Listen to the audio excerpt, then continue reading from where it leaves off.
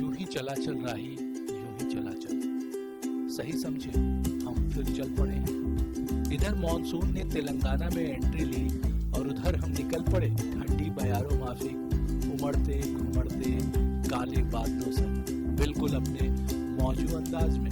हमारे साथ चलिए ट्रेन, आज तो राजधानी है। यस, ओ ओ ओ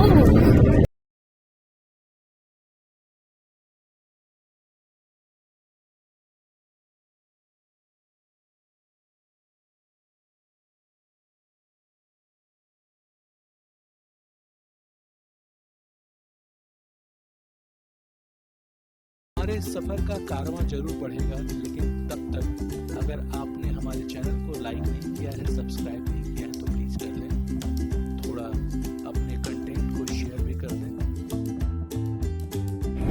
चलिए अब हाईवे पे आ चुके हैं और हम वारंगल की तरफ आगे बढ़ चुके हैं।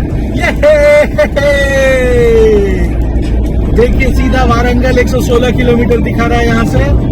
हम लोग निकल ही पड़े हैं, तो हम लोग चल ही पड़े हैं, अब चल ही पड़े हैं तो निकल ही पड़े हैं भैया।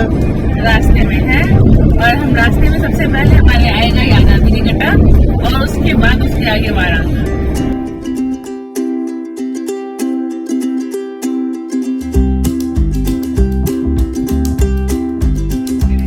जनरली होता ऐसा है कि हम लोग कहीं घूमने जा रहे होते तो हमारे साथ डेफिनेटली कोई कंपेनियन होता है। इस बार ऐसा है कि हमारे पास कोई कंपेनियन नहीं है। करेक्ट ऑन दिस, है ना? हाँ देखो सामने बगुला उड़ रहा है। View is beautiful. अपनी अफलातुनी तिकड़ी ऑल्टो पर सवार गुनगुनाती मुस्कुराती पूरे आवेग में बढ़ चली है। काल में सिमटे स्थलों से परिचय पाने की उत्कंठा और उससे हमारे जुड़ाव की प्रबलता ने मन को चंचल कर डाला। मानो ख्याल काया सब तो दिल को भिगोते इस नैसर्गिक प्रलोभन से इतर खुद को रोक पाना मुश्किल सा होता जा रहा था। अब हावी होते दिल पर दिमाग की बत्ती जलाने में मेरी शरीके हयात ने तनिक देर नहीं लगाई। स्थान चयन के तत्काल बाद सफर की डीपीआर तैयार हुई।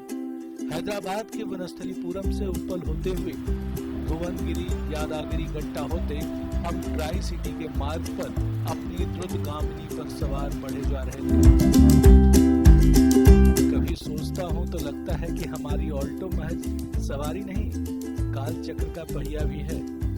घूमे तो समझिए वर्तमान से भूत का अंतर सामने आना तय है। इस बार ये पहिया हमें 12वीं शताब्दी वाले काकातिया वंश की तरफ ले चला। हम काकातिया वंश यानी आंध्र की प्राचीन राजधानी वारंगल की तरफ बढ़ रहे हैं। हैदराबाद से तकरीबन 150 किलोमीटर दूर बसा ये नगर तेलंगाना का दूसरा सबसे बड़ा नगर है। वारंगल का किला यहाँ का प्रमुख आकर्षण है।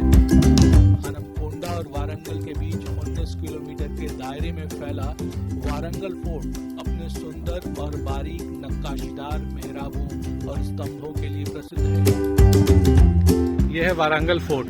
वारंगल फोर्ट का एक हिस्सा इधर है और एक हिस्सा दूसरे साइड में है, जो कि थोड़े पहाड़ी एरिया पर है। और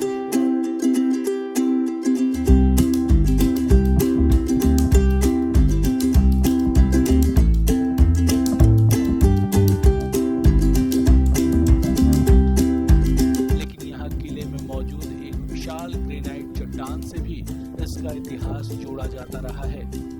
यही वजह है कि इसे एक शिलानगरम, उमाटीकोंडा और ओरुगल्लू के नाम से भी जाना जाता है। तीनों का शाब्दिक अर्थ एक ही है और वो है एक पत्थर वाला शहर। बहुत मोटी सीढ़ी है।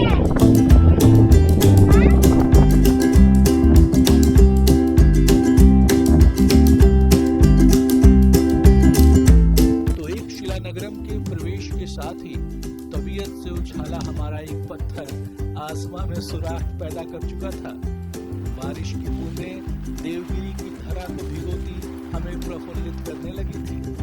सावन की पहली फुहार ने भोलेनाथ के दर्शन को और भी प्रभावी बना डाला। हमारे पहले पड़ाव यानी 1000 पिलर मंदिर का आधा से ज्यादा हिस्सा मरम्मत किए जाने की वजह से बंद मिला, लेकिन शिवलिंग के दर्शन से ऐसा लगा मानो प्रभु साक्षात विराजमान हो गए।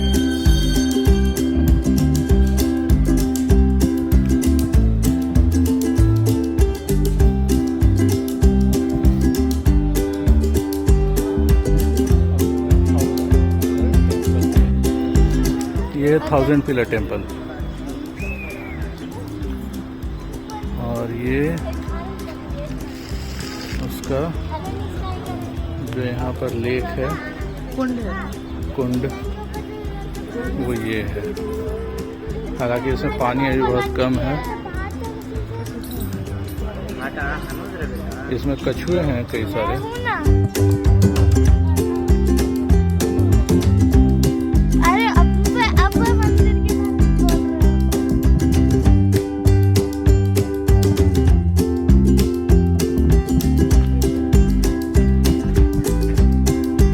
ये थी कुहू बेटी हमारी रिकॉर्डर।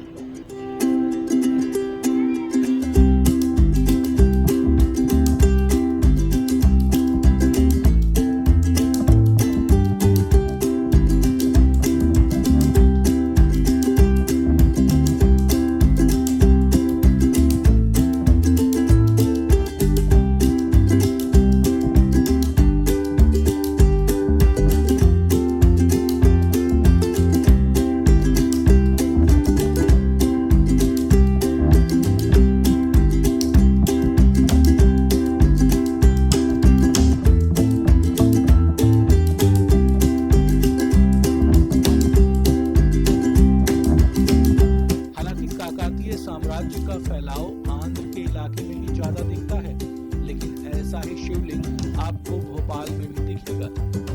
भोजपुर भोजेश्वर मंदिर में भी शिवलिंग की स्थापत्य कला इससे काफी मिलती जुलती है।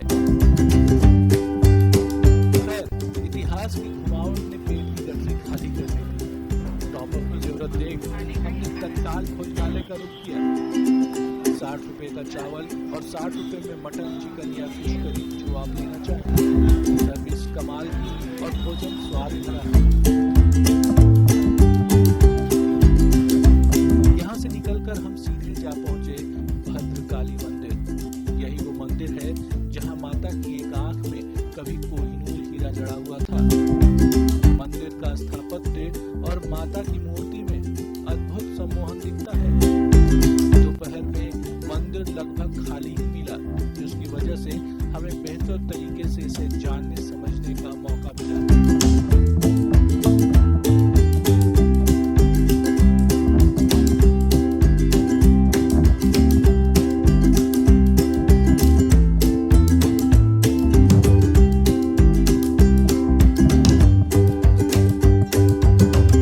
बिना कतार में लगे सीधे दर्शन, 75 रुपए का टिकट लेकर संकल्प आरती और उसके बाद माता को चढ़ाई हुई साड़ी आशीर्वाद के तौर पर लेकर हमारी शाही सवारी किले की तरफ कूच कर गई।